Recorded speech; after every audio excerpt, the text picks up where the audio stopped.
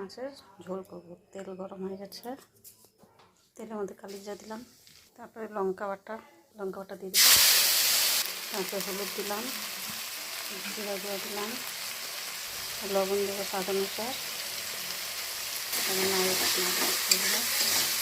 তারপর কাশ্মীরি লঙ্কা গুঁড়া দেবো কালার হওয়ার জন্য।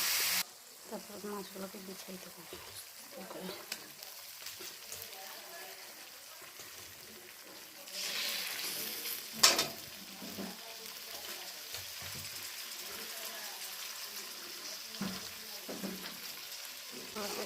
পাল্টাই দেবো।